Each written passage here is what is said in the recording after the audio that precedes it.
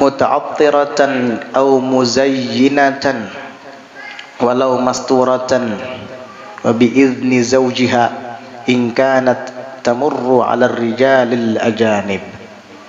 Dan termasuk maksiat badan adalah khurujul mar'ah, keluarnya seorang wanita dari rumah pergi ke suatu tempat, entah itu ke pasar atau ke acara-acara perkawinan, bahkan ke acara-acara keagamaan. Muta'attiratan, dalam keadaan memakai wangi-wangian. Au muzayyinatan, boleh muzayyinatan, boleh dibaca muzayyanatan. Kalau muzayyinatan, dia menghias atau mendandani dirinya. Kalau muzayyanatan, yaitu dihiasi atau didandani. Artinya, keluar dari rumah memakai wangi-wangian, ini haram hukumnya bagi wanita.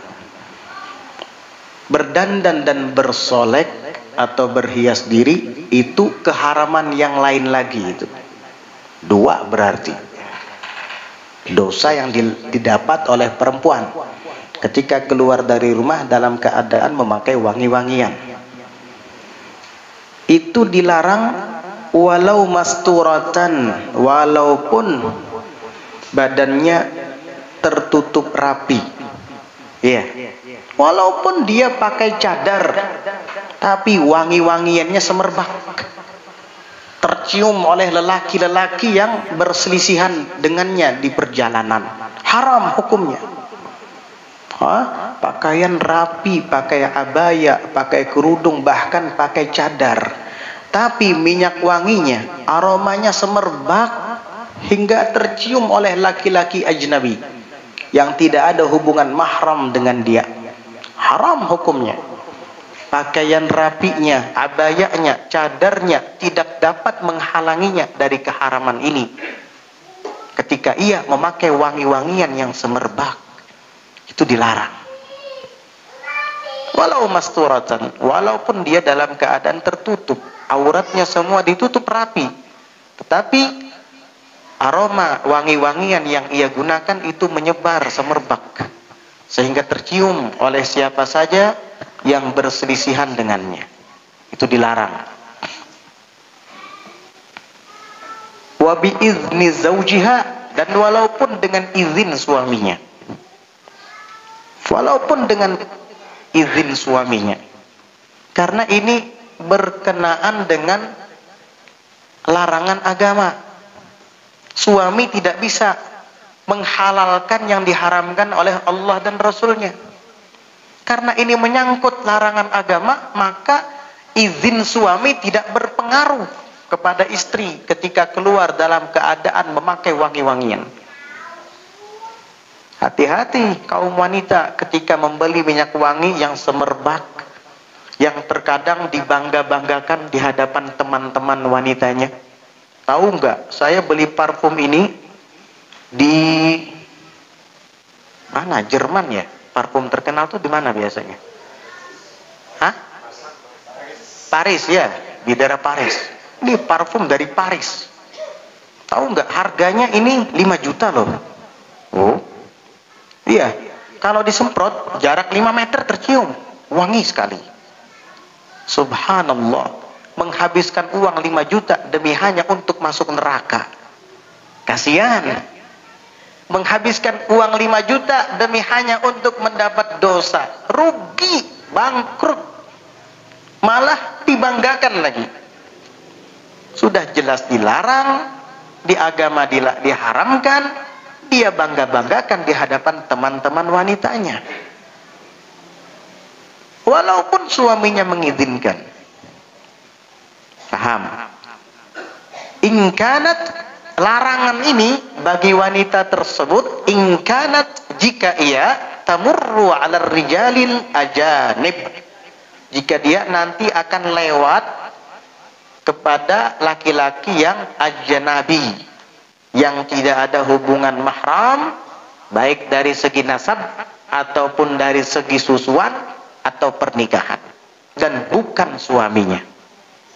Adapun jika wanita tersebut memakai wangi-wangian dan walaupun semerbak tetapi tidak keluar rumah dan kemudian tidak berpapasan atau berselisihan dengan laki-laki yang bukan mahram, boleh, tidak dilarang. Silahkan kamu beli parfum yang harga 100 juta juga nggak apa-apa. Tapi untuk suami kamu atau untuk kamu di rumah saja, yang kemudian mencium aromanya hanya anak-anakmu, orang tuamu, atau saudara laki-lakimu, nggak masalah, karena tidak akan mengkhawatirkan. Tidak ada kekhawatiran akan fitnah, nggak apa-apa. Jadi bukan berarti perempuan dilarang memakai parfum yang semerbak. Hukum asal, hukum dasar, ya boleh. Larangan ini tatkala dia keluar dari rumah dengan menggunakan parfum semerbak tadi dan kelak akan tercium oleh laki-laki yang tidak halal baginya. Disitulah letak keharaman. Paham? Jadi jangan ada istilah kata agama ini sangat kejam, masa perempuan tidak boleh pakai wangi-wangian. Salah. Perempuan boleh pakai wangi-wangian asal tidak akan dipakai keluar rumah sehingga nanti dapat tercium oleh lelaki-lelaki yang tidak halal. Hanya boleh dia pakai di hadapan suami atau mahramnya. Begitu. Agama justru malah menghormati harkat dan martabat wanita. Sebab apabila wanita itu keluar dengan parfum yang sangat harum dan semerbak, tentu lelaki-lelaki jahat yang mencium aromanya akan terfitnah, akan syahwat, akan terpesona dengan dia. Dari sinilah muncul benih-benih kriminal kepada kaum wanita. Dari sinilah muncul benih-benih pemerkosaan kepada kaum wanita, dan agama menghindari itu sejauh mungkin. Agama melarang itu, bahkan sebab-sebab terjadinya aksi kriminal itu dilarang oleh agama. Ini sebabnya dilarang, apalagi perbuatannya. Nah itu. Iya, hati-hati. Silahkan perempuan pakai wangi-wangian, tetapi di hadapan suami, di hadapan mahram laki-laki yang halal atau sesama jenis wanitanya. Ini acara hanya khusus untuk wanita saja. Silahkan kamu pakai, tapi ingat, makainya setelah kamu ada di acara. Dan kamu dapat perhitungkan bahwa parfum ini tidak akan bertahan lama. Paling selesai acara udah luntur aromanya misalnya, nggak apa-apa. Tapi jika kamu memang tujuannya menghadiri acara khusus wanita, tetapi kamu pakai parfumnya di rumah, nanti kamu akan melewati kaum lelaki. Walaupun dengan berkendaraan, tetap aja aromanya tercium. Maharumnya, ujar laki-laki, apalagi laki-laki yang jahat, fasik. Oh, awas, pembulikan kita hadam. Ini yang dijaga oleh syariat kita. Kalau perempuan mau menyadari hal tersebut, dia akan berterima kasih dengan agama. Engkau menjaga kehormatan kami, engkau menjaga keamanan dan keselamatan kami. Tapi wanita yang tidak paham, wanita yang tidak mengerti, wah, agama ini diskriminasi, tidak adil, laki-laki boleh, kami wanita tidak boleh. Beda dong. Kalau laki-laki pakai minyak wangi, nggak ada perempuan yang berani menahannya, kecuali di iklan sponsor. Ya, kalau di alam nyata nggak ada berani perempuan menghadang laki-laki. Ya, parfumnya wangi banget, kita jaga karena pembulikan. Nggak ada kayak gitu perempuan. Tapi kalau laki-laki bisa saja seperti itu kepada perempuan. Makanya pelecehan-pelecehan itu selalu saja datangnya dari laki-laki kepada perempuan, bukan sebaliknya dari perempuan kepada laki-laki. Enggak. Ini kalau perempuan mau menyadari, dia akan sangat berterima kasih dengan agama yang melindunginya, menjaga keamanan dan keselamatannya. Betapa perhatian agama kepadanya. Jadi begitu, walaupun dengan izin suaminya, walaupun dia berjalan bersama suaminya. Nah, ingat ini. Kadangkala ketika ia merasa berjalan bersama suami, lalu memakai parfum seharum mungkin, dicari yang termahal sehingga aromanya semerbak. Gak apa-apa, kan saya sama suami ini. Tetap gak boleh. Yaitu tadi, suamimu tidak dapat menghalalkan yang diharamkan oleh Allah dan Rasul. Karena memang larangan keluar dari rumah dengan memakai wangi-wangian yang semerbak itu dilarang bagi wanita. Oh, kalau gitu perempuan biar aja bau-bauan. Bukan begitu. Kamu tetap mandi, bersihkan badanmu. Kalaupun mau keluar pakai minyak wangi, tetapi khusus untuk diri kamu saja. Ada kan wangi-wangian yang semerbaknya tidak pekat dan menyebar kemana-mana, itu ada banyak macam-macamnya minyak wangi ini. Cukup itu, gak usah yang Paris tadi yang harga 5 juta sampai lebih, sampai puluhan juta. Enggak, kamu beli parfum untuk dipakai di hadapan laki-laki udah mengeluarkan uang mahal, dapat dosa, kelak di akhirat jika tidak bertobat masuk neraka lagi. Ruginya tuh 2 kali, di dunia rugi, di akhirat rugi. Na'udzubillah, rugi duit, di akhirat rugi iman dan Islamnya. Kenapa? Karena dia hidup dalam keadaan muslim dan mukmin tapi gagal masuk surga, malah masuk neraka. Na'udzubillah min dzalik. Dzalika huwal khusranul mubin. Inilah dia kerugian yang nyata. Na'udzubillah. Jadi begitu. Wasihru, dan sihir. Nah, sihir ini juga dilarang. Sihir ini dilarang. Sihir itu maknanya secara bahasa adalah sarfu syai'i an wajhihi, mengalihkan sesuatu dari bentuk asalnya. Sihir. Orang yang asal mula sehat disantet, diparang maya jadi sakit-sakitan. Iya, sesuatu yang mustahil terjadi disihir hingga kemudian terjadi. Ini sihir termasuk maksiat badan.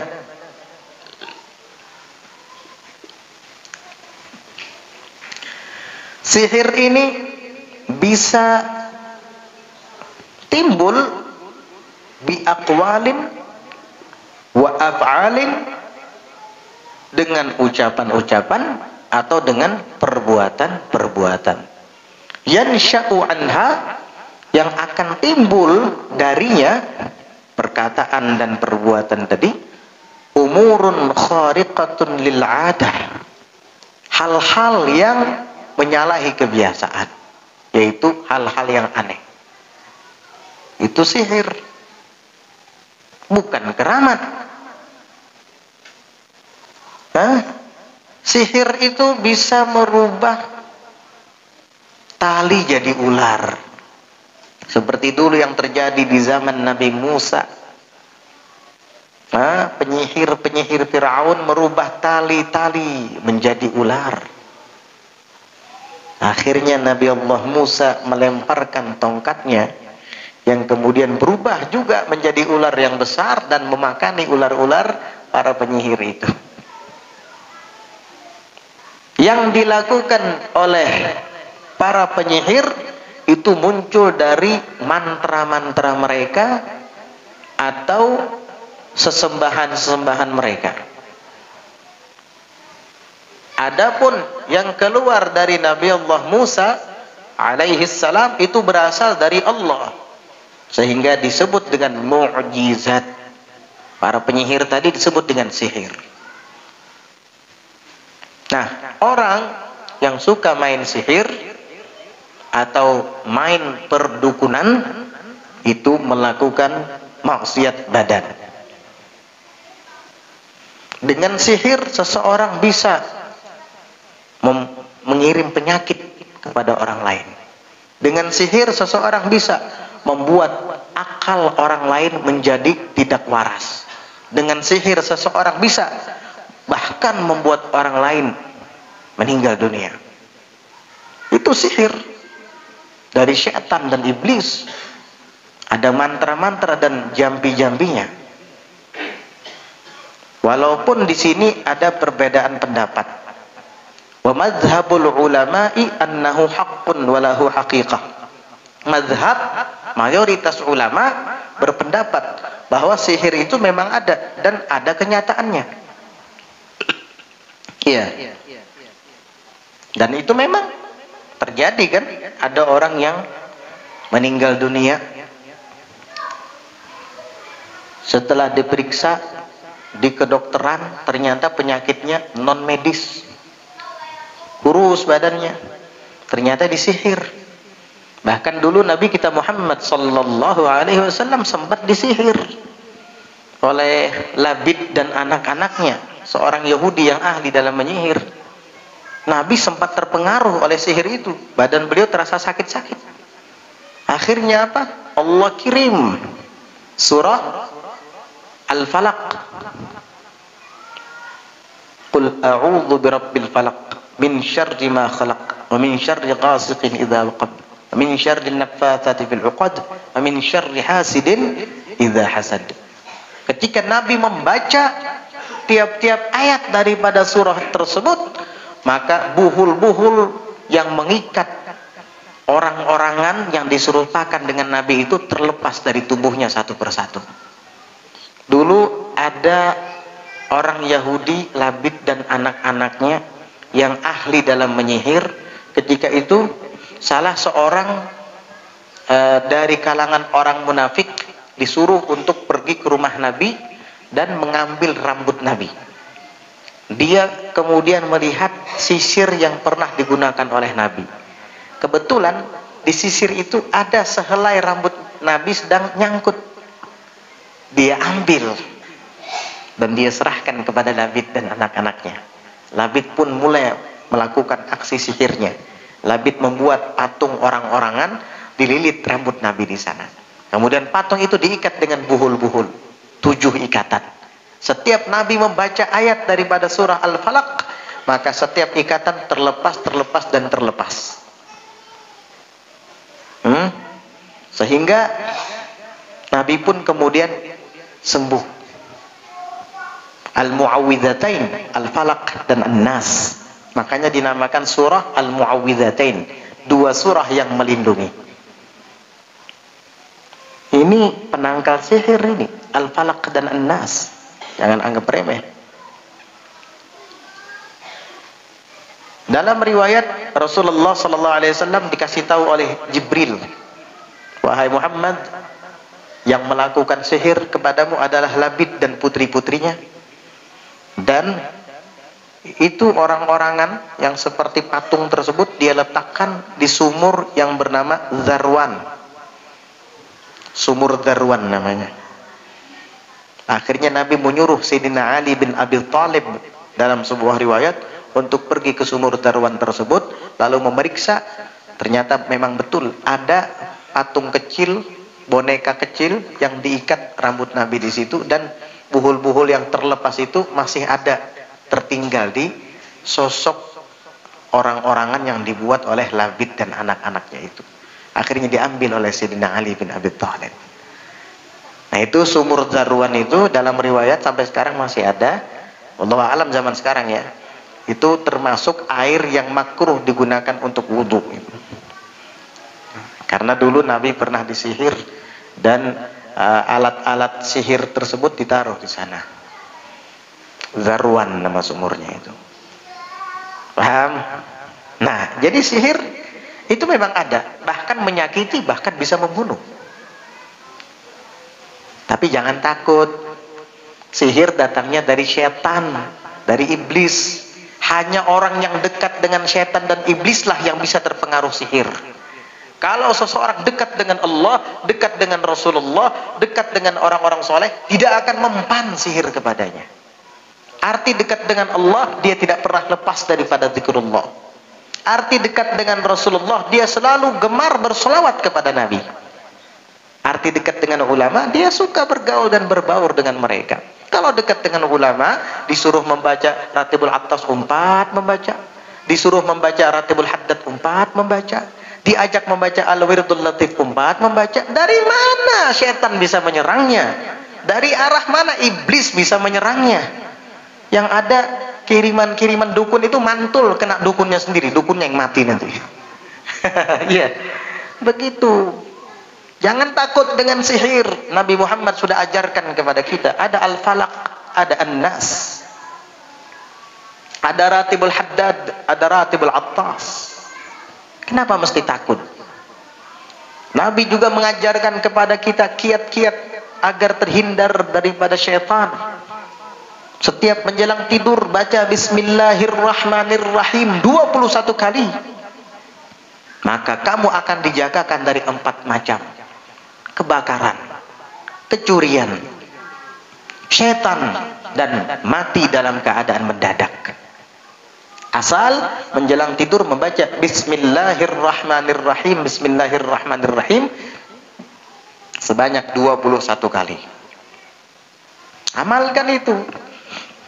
Siapa yang mengamalkan? Suami ulun saja atau ulun ikut juga? Kamu semua sekeluarga, suamimu baca, istrimu baca, anak-anakmu juga suruh baca 21 kali.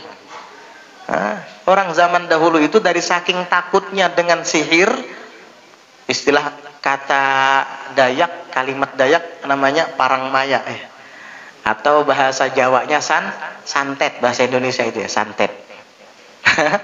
Itu dari saking takutnya mereka kalau tidur pakai kelambu. Katanya kelambu dapat menangkal sihir, santet, dan parangmaya. Itu nanti kalau ada yang nyihir, tali kelambunya putus katanya, jangan keluar. Kalau tali kelambu putus, jangan keluar, berarti ada yang nyihir katanya. Padahal pakunya lumbus. Atau kadang-kadang tikus yang gigit talinya. Wah, sihir, karena ada yang waninya keluar. Ente percayanya sama kelambu, gak percaya sama Al-Falaq dan An-Nas. Ya gitu akhirnya hidupnya selalu dihantui. Sekarang ente sudah belajar ilmu agama. Sekarang kamu sudah jadi thalibul ilmi, muta'allim, udah jadi pelajar sekarang, udah paham dan ngerti agama. Lindungi dan bentengi dirimu dengan ayat-ayat Allah, dengan zikrullah, dengan salawat dan salam kepada Rasulullah. Gak usah dengan dukun-dukunan. Ini dukun dilawan dengan dukun. Sama kamu dengan dia. Anaknya kesurupan, datangnya pergi ke dukun. Kadang yang bikin dukun itu juga. Dia yang bikin, dia yang nyembuhin. Ya, diperalat, dibunguli orang Banjar. Apa ada ayat-ayat Allah, ada ruqyah asy-syar'iyyah. Kenapa harus ke dukun? Kamu sudah punya agama, kamu sudah belajar ilmunya. Udah. Dari sejak sekarang, bentengi dirimu dengan zikrullah, bentengi dirimu dengan salawat kepada Rasulullah. Baca wirid-wirid, ratib-ratib, hizib-hizib, insya Allah aman. Jangan takut. Nggak akan ada lagi sihir-sihir itu. Khilafan lil mu'tazilati haitsu qalu, beda dengan pendapat Mu'tazilah, di mana mereka mengatakan innahu takhyilun wa tamwihun. Sesungguhnya sihir itu hanya khayalan belaka atau hanya sekedar tamwih, fiktif belaka. Artinya apa? Hanya khayalan yang merubah pandangan mata kita, sehingga yang tidak bergerak kelihatan seolah-olah bergerak. Sugesti, kata Mu'tazilah. Tapi menurut jumhur ahli sunnah wal jamaah, sihir itu hak walahu haqiqah, memang benar, dan itu ada riwayatnya. Bahkan itu yang menjadi sebab turunnya surah Al-Falaq dan An-Nas. Sebenarnya Nabi itu sudah Allah lindungi. Wallahu ya'simuka minan nas. Allah sudah lindungi engkau daripada manusia. Kata Allah dalam Al-Quran, mengatakan kepada Nabi, wallahu ya'simuka minan nas. Allah melindungimu daripada kejahatan manusia. Nah terus kenapa beliau kena sihir? Itu bukan kena sihir sebenarnya, tetapi tasyri'. Tahu tasyri'? Pensyariatan. Karena Nabi itu qudwah, panutan. Artinya, wahai umatku, jika kamu mengalami seperti yang saya alami, lakukanlah seperti yang aku lakukan juga. Seakan-akan begitu. Jadi diadakan sebab seolah-olah Nabi terpengaruh sihir Labid dan anak-anaknya Al-Yahudi. Lalu kemudian umat, para sahabat dan umat yang ada di setelah mereka nanti dapat pelajaran bahwa jika ternyata ada yang menyihir atau merasa terkena sihir, lakukan seperti yang dilakukan oleh Nabi. Ulang-ulangi baca qul a'udzu birabbil falaq dan qul a'udzu birabbin nas. Seberapa banyak? Sebanyak mungkin sampai kamu merasa sudah nggak ada gangguan lagi. Selesai. Gak usah pergi ke dukun-dukun. Akhirnya dipiciknya lawan tulang babi. Macam-macam.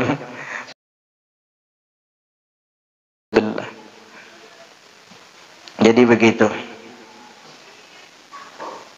Wa annahu yaqtulu wa yumarridu wa yumridu wa yufarriqu wa yajma'u wa ghairu dzalik. Wa annahu, dan sesungguhnya sihir itu yaqtulu, bisa membunuh. Bisa membunuh. Wa yumridu, dan bisa menyakiti orang. Wa yufarriqu, dan bisa memisah orang.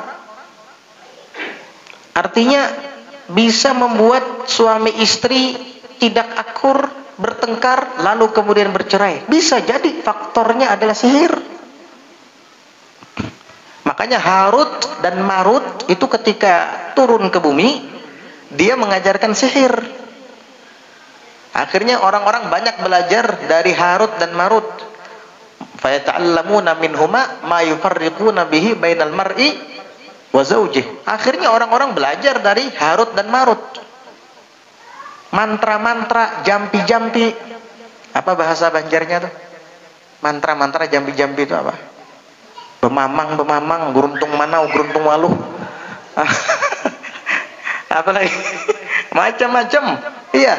Akhirnya belajar mayufarriquna bihi bainal mar'i wa zawjih. Sesuatu yang dengannya mereka dapat memisah antara seseorang dengan pasangannya. Mempelajari hal yang tidak bermanfaat. Tetapi malah mencelakai mereka itu. Itulah manusia kadang. Nggak ada bagusnya. Hindari itu. Paham? Wa ta'thiru dzalika minallah. Memang pengaruh yang datang dari itu semuanya berasal dari Allah. Ya, semua berasal dari Allah kalau kita kembalikan ke hukum asal. Begitu. Wa huwa kabiratun, dan ilmu sihir itu adalah bahagian dari dosa besar. Dan termasuk minas sab'il mubiqat, kata Nabi, 7 hal yang mencelakakan. Di antaranya ilmu sihir itu. Persihiran jangan sama sekali dilakukan. Bahaya. Bisa mencelakai iman kamu dan agamamu. Dan itu termasuk dosa besar, kata beliau. Inda Syafi'i. Ini menurut mazhab Syafi'i. Kabirah, dosa besar. Wa kufrun inda baqil a'immah. Bahkan itu dianggap kufur, murtad. Inda baqil a'immah, menurut imam-imam yang lain. Siapa? Hanafi, Maliki, Hambali. Imam Syafi'i aja yang berfatwa itu dosa besar. Kalau imam-imam yang lain kafir, kata mereka. Untung Syafi'i masih bisa mentolerir sehingga dianggap kabirah, dosa besar aja. Coba kalau Hanafi, coba kalau Maliki, coba kalau Hambali, kufur itu, murtad yang melakukan sihir-sihir. Hati-hati ente, jangan macam-macam. Belajar sihir supaya kebal, supaya taguh. Akhirnya taguh di kiau. Tuli. Taguh. Nabi aja berdarah jabinnya, pelipisnya dalam peperangan. Gigi gerah beliau patah. Sallallahu alaihi wasallam. Terus ente mau kebal gitu. Orang yang mengaji kebal itu pengecut, takutan, ya anak bertaguh-taguhan. Coba sahabat Sayyidina Ali bin Abi Thalib, Sayyidina Abu Bakar, Sayyidina Umar, nggak ada yang mengaji taguh. Pedang ketemu pedang, tinggal bahaharatan pun tahu aja lagi. Nah ini baru lelaki. Iya, sahabat hebat, ahli dalam memanah, ahli dalam memainkan pedang, ahli dalam memainkan tombak. Lelaki ketemu lelaki, begitu. Mengaji taguh, takutan. Jadi hantu akhirnya. Iya, jadi hantu. Jadi hantu Mariaban. Ulun bingung Mariaban, apa ulun kira wadai dulu Mariaban tuh. Soalnya ulun kira kararaban. Kalau kararaban wadai. Marbiaban apa nggak tahu. Jadi hantu, jadi setan hidup-hidup, belum mati udah jadi hantu ini. Ini hantu betul ini. Nah, macam-macam. Akhirnya matinya karena kau bersyahadat lagi. Karena yang sudah tua menyesal. Beb, ulun dahulu beuntalan. Anak mengeluarkan kawalah. Nih. Tibas, apa beuntal-untal. Kamu tauhidnya belum kuat kalau beuntalan itu. Inti belum kuat tauhidnya. Iya, enggak percaya sama Allah, enggak tawakal sama Allah, mengandalkan untalan tadi, kasihan. Makanya belajar ilmu agama aja udah. Ilmu yang membentengi diri banyak dalam Al-Qur'an, banyak dalam sunnah. Gak usah. Apa sunnah Nabi kamu kurang sehingga mengambil?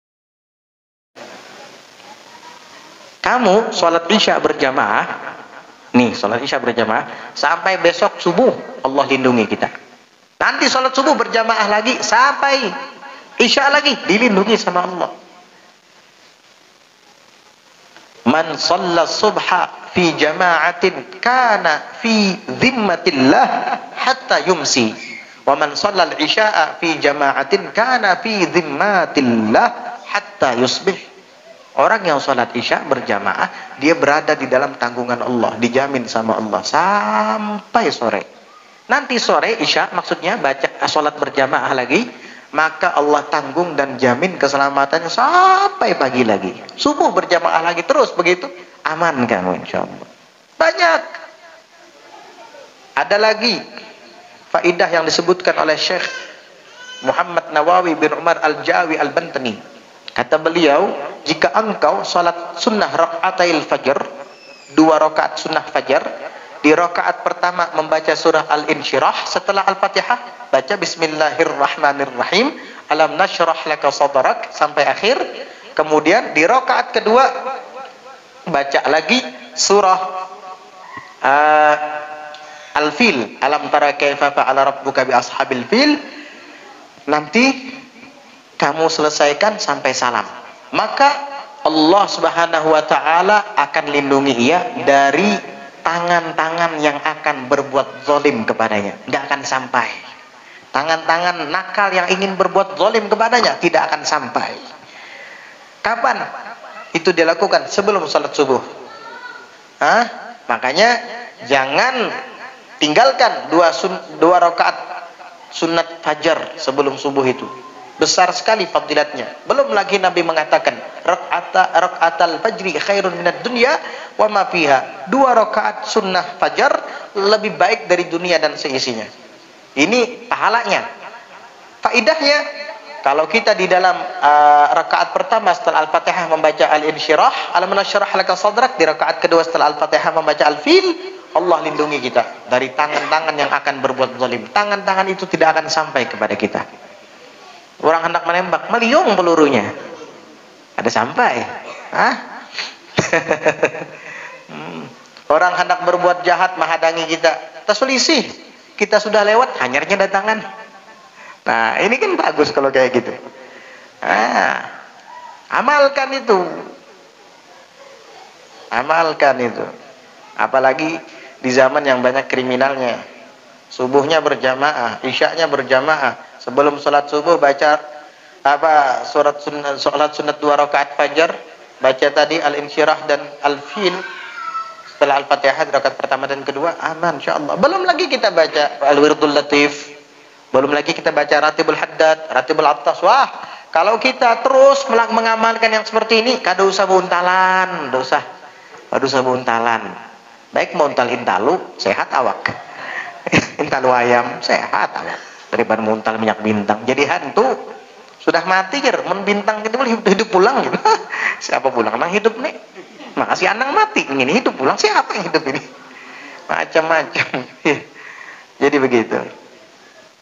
Wal khuruju an ta'atil imam wallahu a'lam bis-shawab. Insyaallah nanti kita lanjutkan kembali tentang maksiat badan berikutnya di pelajaran yang akan datang. Wallahu a'lam bis-shawab. Sebelum kita sudahi majelis kita malam ini, kita mintakan kepada Marina Ulun. Beliau ini pernah marina lawan Ulun, datang tak jauh-jauh dari Hadramaut, dari Sewon, bumi sejuta wali.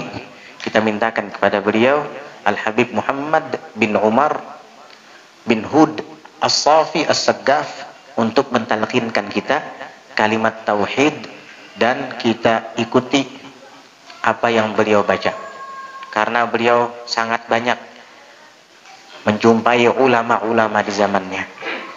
Beliau ketemu dengan Al-Habib Abdul Qadir bin Ahmad As-Saggaf, Qutbuz Zaman, yang beliau wafat di Jeddah sana. Sewaktu Habib Abdul Qadir bin Ahmad As-Saggaf belum pergi ke Jeddah, masih di Sewun, beliau pernah menghadiri majelis beliau Al-Habib Abdul Qadir. Begitu juga beliau sempat menjumpai Al-Habib Muhammad bin Hadi As-Saggaf, murid Al-Habib Ali Al-Habsyi. Sempat beliau ketemu, bahkan hadir jenazahnya ketika wafat. Walaupun umur beliau ketika itu masih sangat kecil. Yaum tufil Habib Muhammad bin Hadi As-Saggaf, kam kan umurkum? Sinin. Sekitar 6 tahun. Sidin kada bisa bahasa Indonesia, apalagi Banjar.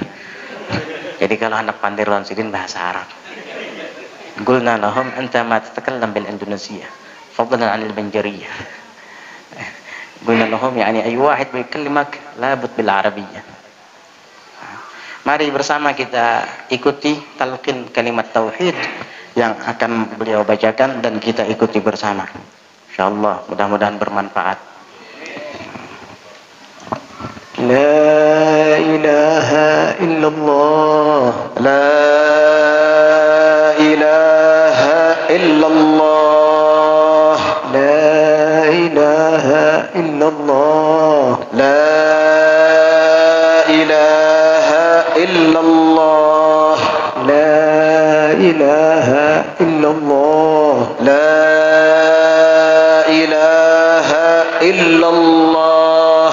محمد رسول الله صلى الله عليه وسلم. كلمة حق عليها نحيا وعليها نموت وعليها نبعث إن شاء الله من الآمنين. آمين آمين. صلى الله عليه وسلم. لا طب باشا. حلو رسول الله محمد فقدنا وعدكم وعدكم آمين. ومن عمها إذا مستشفى عليه فعلنا ويغفر لنا تحلنا في العلم والعمل وأدنا طول العمر الطاعات على مرضات حسن الخاتمة عند الموت وإلى حضرة النبي. اللهم صل وسلم عليه. الفاتحة. أعوذ بالله من الشيطان الرجيم. بسم الله الرحمن الرحيم. الحمد لله رب العالمين الرحمن الرحيم مالك يوم الدين. إياك نعبد وإياك نستعين. اهدنا الصراط المستقيم صراط الذين أنعمت عليهم غير المغضوب عليهم ولا الضالين. آمين. بسم الله الرحمن الرحيم. الحمد لله رب العالمين. اللهم صل وسلم على سيدنا محمد وعلى آله وصحبه أجمعين. ربنا انفعنا بما علمتنا. ربنا علمنا الذي ينفعنا.